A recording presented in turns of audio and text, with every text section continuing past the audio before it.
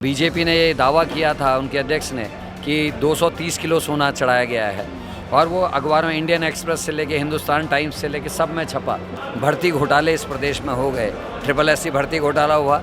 आप और मेरे भाई बहन साफ व्यवस्था की मांग कर रहे थे, उन पर लाठीचार्ज होता है के ऊपर अभी FIR भी है। 700 से ज़्यादा केसेस बलात्कार के इस साल दर्ज हुए हैं, जो अपने आप में रिकॉर्ड है। तो ये चिंता के विषय हैं लोगों के लिए। नमस्कार, न्यूज़ 31 उत्तराखंड देख रहे हैं आप और मैं हूं आपके साथ नैना। इस वक्त मेरे साथ मौजूद हैं प्रदेश अध्यक्ष करण मेहरा जी। चलिए इनसे बातचीत करते हैं, क्योंकि लगातार हम आपको उपचुनाव से रिलेटेड हर एक अपडेट दे रहे हैं। सबसे पहले तो बहुत बहुत स्वागत है सर आपका news 31 Uttarakhand. Thank you sir, जैसा कि आप जानते हैं, मेरा पहला सवाल यही है कि उपचुनाव नज़दीक है, 5 तारीख को वोटिंग होनी है। कहाँ देख रहे हैं आप कांग्रेस पार्टी? कांग्रेस बहुत मजबूत है और जो हमारा परंपरागत वोट है उसमें कुछ और वोट ऐड हुआ है, क्योंकि महंगाई से लोग परेशान हैं। महिलाओं के उत्पीड़न को लोगों ने देखा है। मणिपुर से लेके दिल्ली में हमारी अंतर्राष्ट्रीय खिलाड़ियों के संग जो हुआ है, उत्तराखंड में अंकिता, पिंकी, ममता मर्डर केस, उत्तरकाशी में 4 SC की बहनों का बलात्कार, हाथी बरगला जब मंत्री के आवास पे, देहरादून में उसके आवास के बाहर रेप और मर्डर, हरिद्वार में किसान मोर्चे के अध्यक्ष के ऊपर अभी FIR भी है। 700 से ज़्यादा केसेस बलात्कार के इस साल दर्ज हुए हैं, जो अपने आप में रिकॉर्ड है। तो ये चिंता के विषय हैं लोगों के लिए। भर्ती घोटाले इस प्रदेश में हो गए, SSC भर्ती घोटाला हुआ। आप और मेरे भाई बहन साफ व्यवस्था की मांग कर रहे थे, उन पर लाठीचार्ज होता है। उसके बाद पटवारी पेपर लीक होता है। महंगाई से लोग त्रस्त हैं।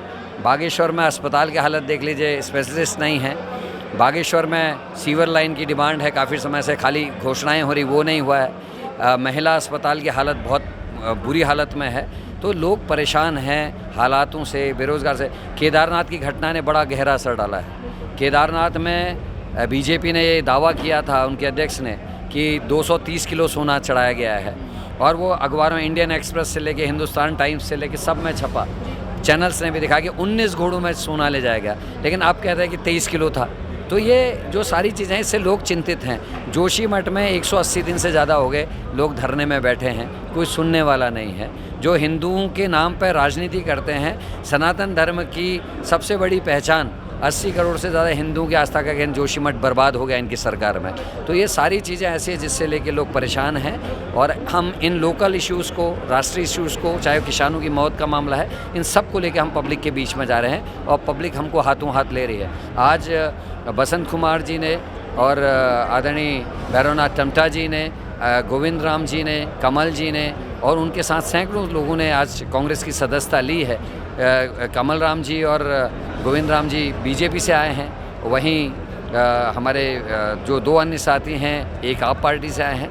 तो इन लोगों के अंदर काफ़ी पोटेंशियल है और अभी और भी लोग लंबित हैं जो आने वाले 2-3 दिन में ज्वाइन करें। सर, आपको क्या लगता है कि आपके नेतृत्व में इस बार जो 4 बार में नहीं हुआ है, वो इस बार कांग्रेस पार्टी कर पाएगी? देखिए, ये मेरा आने से केवल प्रबंधन का फ़र्क पड़ेगा।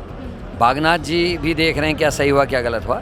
राहुल गांधी जी की जो यात्रा थी मोहब्बत की दुकान खोलने की, नफ़रत को मिटाकर, उसका असर अब भारत में देखने को मिलने लगा है। कर्नाटका ने असर दिखाया, हिमाचल जो नड्डा जी का घर है उसने असर दिखाया और अब मुझे लगता है उस यात्रा का असर उत्तराखंड में भी दिखेगा। इस चुनाव में निश्चित ही उस यात्रा का असर दिखाई देगा और जो 14 महीने से लगातार जब से मैं अध्यक्ष बना हूँ, कार्यकर्ता हर हफ्ते किसी न किसी इशू को लेकर सड़कों पे है, उसका असर दिख रहा है। रसरी आवत जावत के सिल पर पड़त निशान का है।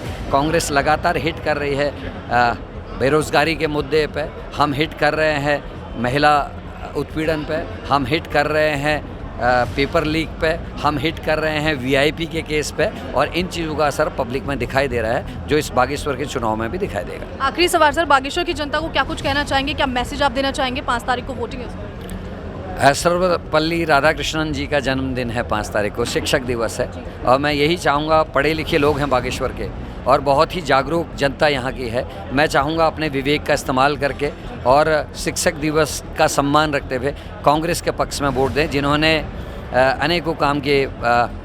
जो शिक्षा का अधिकार है वो भी कांग्रेस ने दिया, भोजन का अधिकार कांग्रेस ने दिया, सूचना का अधिकार कांग्रेस ने दिया और यही वो कांग्रेस है जिसने मनरेगा का जैसी बड़ी योजना दी, जिससे गरीबों को रोज़गार मिला। यही वो कांग्रेस है जिसने गाँव में गांव-गांव में सस्ते गल्ले की दुकानें खुली थी, मिट्टी का तेल मिलता था, चीनी मिलती थी, दलहन मिलता था, अनाज मिलता था, गरीबों के घरों का चूल्हा जलता था। ये वही कांग्रेस है जो आज फिर से आपके बीच में आई है अपनी बेटियों की रक्षा के लिए। मणिपुर की जैसी घटना ना हो और भारत में जिस तरीके से हिंदू मुसलमान का नैरेटिव सेट करके आपस में भाइयों को लड़ाया जा रहा है वोटों के खातिर, ये झगड़ा, ये विवाद ख़त्म हो और गंगा जमनी तहजीब दोबारा मजबूत हो, मेरा हिंदुस्तान, मेरा भारत मजबूत हो और सब अपने अपने धर्मों की पूजा ढंग से करें, दूसरे धर्मों की इज्जत करें। इस चीज़ के लिए पढ़े लिखे लोगों को सामने आकर कांग्रेस के पक्ष में वोट देना चाहिए। बहुत बहुत शुक्रिया सर, खास बातचीत। Thank you very much. तो इस वक्त मेरे साथ मौजूद थे उत्तराखंड प्रदेश अध्यक्ष, कांग्रेस पार्टी के प्रदेश अध्यक्ष करण मेहरा जी। इनसे हमने बातचीत की है और आप लोगों ने सुना है उन्होंने क्या कुछ कहा है। लगातार कांग्रेस जो है अपनी रणनीति तैयार कर रही है और लगातार जो बीजेपी ने अभी तक नहीं किया है उनको हिट करने का काम जो है वो कांग्रेस कर रही है, या फिर बीजेपी के रहते हुए जो काम अधूरे हैं या फिर जो गलत काम हो रहे हैं उसको हिट करने का कांग्रेस जो है काम कर रही है। मैं आपको बागेश्वर में उपचुनाव से रिलेटेड हर एक खबर देती रहूंगी। आप लोग बने रहना न्यूज़ 31 उत्तराखंड के साथ। कैमरामैन संतोष के साथ मैं नैना।